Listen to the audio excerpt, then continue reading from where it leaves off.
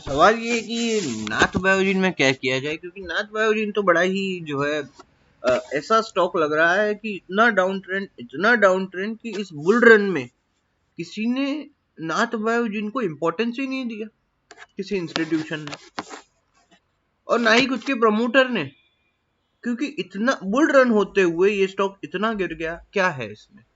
तो सबसे पहले तो मैं आपको ये बता देता हूँ कि इसकी मार्केट कैप है 473 crore, ultra small cap stock है, लेकिन इसका जो पी है वो है 8।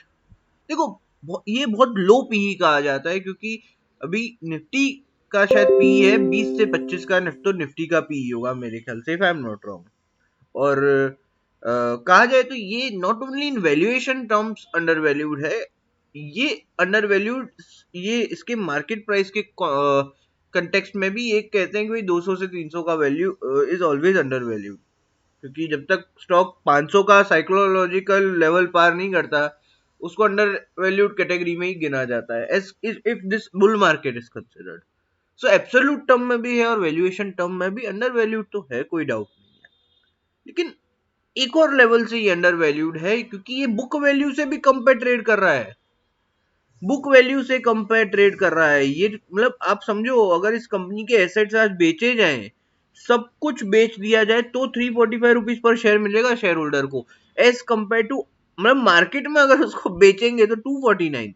लेकिन अगर उसके एसेट्स को बाहर बेचा जाए, एसेट्स और लायबिलिटी का नेट किया जाए, और जो प्रोडक्ट जो जो नेट शेयर होल्डर को मिलेगा इस कंपनी के को बेच के, वो मिलेगा 345 कम से कम, राइट?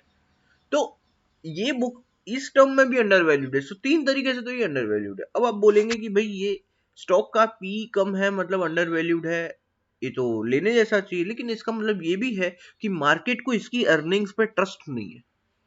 पी जब कम होता है, ठीक है, अंडर वैल्यूड कहा जाता है, लेकिन ये भी तो कह सकते हैं कि मार्केट को इसकी अर्निंग्स पे ट्रस्ट नहीं है कि इसकी अर्निंग सस्टेन करेंगी या नहीं, क्योंकि आप सभी को पता है कि ये जो बिजनेस है वो साइक्लिकल बिजनेस है, एक सीड बिजनेस है। आपको पता है कुछ 2 क्वार्टर अच्छे जाते हैं सीड वाले कंपनीज के, 2 क्वार्टर खराब जाते हैं। सेम कावेरी सीड का है, सीड का बिजनेस है, कॉटन कॉटन वीट ज्वार बाजरा वेजिटेबल सबके लिए बनाता है ये। अब अगर हम ग्लोबल मार्केट को स्टडी करते हैं, तो ग्लोबल मार्केट में तो एग्री कमोडिटीज ने जो है नए नए हाई बना दिए अब।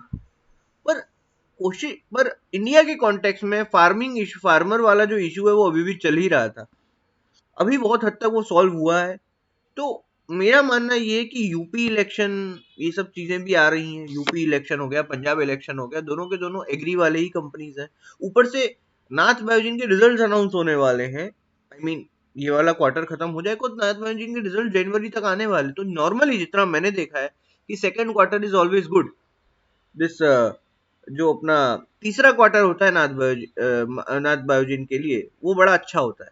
तो तीसरे क्वार्टर के जब रिजल्ट आएंगे, सीधी सी बात है, रिजल्ट के टाइम पे बहुत ऊंचा एक उछाल आता है, वो अलग बात है बाद में क्या होता है। लेकिन मेरा मानना ये है कि जो उछाल आने वाला है रिजल्ट वाला, क्या हम उसको कैपिटलाइज कर सकते हैं? तो सबसे पहले हम इसका बैकग्राउंड देखते हैं कि भाई ये है क्या। तो आप देखो कि इसकी जो क्वार्टरली अर्निंग्स है कितनी फ्लक्चुएट होती है, इसलिए इसका पीई कम है, क्योंकि देखो कितनी 44 5 7, क्योंकि साइक्लिकल बिजनेस है ना। अचानक से जून में 48, तो जून वाला क्वार्टर बड़ा अच्छा होता है इसका। चलो एक बात तो समझ ली। अगर हम एनुअली देखें तो इसकी इनकम, लगभग इसके जो प्रॉफिट्स हैं वो 60 दर साल 2016 से अगर हम देखें तो वो बढ़ते ही जा रहे हैं, बढ़ते ही जा रहे हैं और बढ़ते ही जा रहे हैं। और not only profits but operating margin भी, मींस कंपनी का ऑपरेटिंग मार्जिन, यानी कंपनी सेल्स तो बढ़ा ही रही है, प्रॉफिट तो बढ़ा ही रही है, लेकिन एक्सपेंसेस को भी कंट्रोल कर रही है। इसलिए ये कंपनी मुझे अच्छी लगती है। नॉट ओनली तीन, और एक और बात, इसने मार्च 2021 में ये जो है इस कंपनी ने डिविडेंड बांटना भी शुरू कर दिया है। आप देख सकते हैं डिविडेंड पे आउट 7%। इसने कभी भी डिविडेंड नहीं बांटा था, लेकिन मार्च 2021 से मीन शेयर होल्डर के हाथों में कुछ ना कुछ आने वाला है। एक और बात, इस कंपनी ने पिछले साल डेट जो है वो जो डेट जो है वो थोड़ी ज्यादा कर दी थी, कोई डाउट नहीं है। पर डेट अगर ज्यादा है तो आपको फिक्स्ड एसेट पर नजर लगानी चाहिए पहले। ऑपरेटिंग कैश फ्लो खराब है इसका, कम हुआ है no doubt, but fix asset इसके देखने पड़ेंगे, फिक्स एसेट में क्या है इसका। तो फिक्स एसेट में देखा तो कि लगभग मार्जिनली एक इंक्रीज हुआ, पर अगर मैं देखूं तो अगर मैं एफआईआई होल्डिंग ये सब पे नजर डालता हूं तो एफआईआई होल्डिंग कम है, प्रमोटर होल्डिंग इंटैक्ट है, लेकिन प्रमोटर ने इस साल जो है वो मार्च से प्रमोटर होल्डिंग तो बढ़ा ही रहा है, लेकिन एफआईआई और डीआईआई बेच रहे हैं स्टॉक को। तो मेरा एक जो मैं इस चीज पे इसलिए अचानक से मेरी नजर गई क्योंकि इसका जो पीयर है कावेरी सीड वो अचानक से बढ़ता है। देखो कोई भी स्टॉक जब बढ़ता है ना तो सेक्टर लीडर, जब भी कोई सेक्टर बढ़ता है तो सेक्टर लीडर लीडर सबसे पहले बढ़ता है, और सेक्टर लीडर को देखते देखते छोटी छोटी कंपनियां बढ़ने लगती है, राइट। तो मेरा एक मानना है, अगर मैं इसका टेक्निकली चार्ट देखूं तो आपके सामने ये चार्ट है, कितना भीषण डाउन ट्रेंड है, भीषण डाउन ट्रेंड। तो मेरे को जो लगता है कि सर जितना इसको गिरना था गिर चुका है, मेरे को ऐसा लगता है। और इस स्टॉक का टारगेट, अगर मैं इसके वैल्यूएशन टर्म को देखूं तो कम से कम बुक वैल्यू तक तो इसका टारगेट होना ही चाहिए, यानी 345 रुपीज का इसका टारगेट होना चाहिए।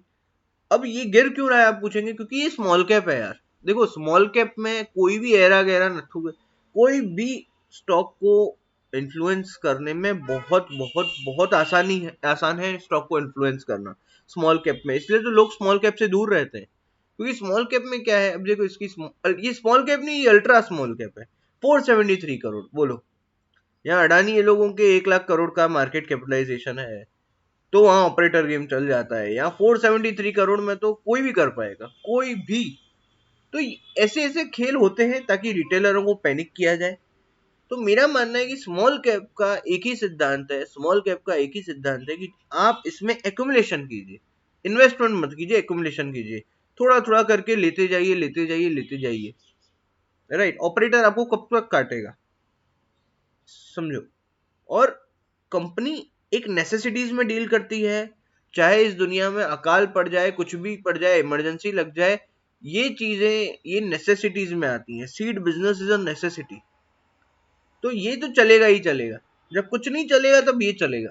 और मेरा यही मानना है कि भाई नाथ बायोजीन मैं एटलीस्ट बुक वैल्यू तक तो टारगेट कर ही दो।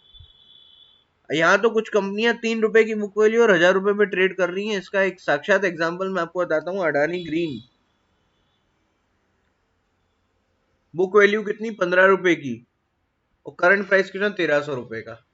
यानी अभी बाजार में उसको बेचने जाओ, उसके एसेट्स ये सबको लाइबिलिटीज को नेट करें तो 15 रुपए मिलने वाले हैं शेयर होल्डर को, लेकिन अभी कितने, 1,300। पर एटलीस्ट अपनी कंपनी का बुक वैल्यू से नीचे है।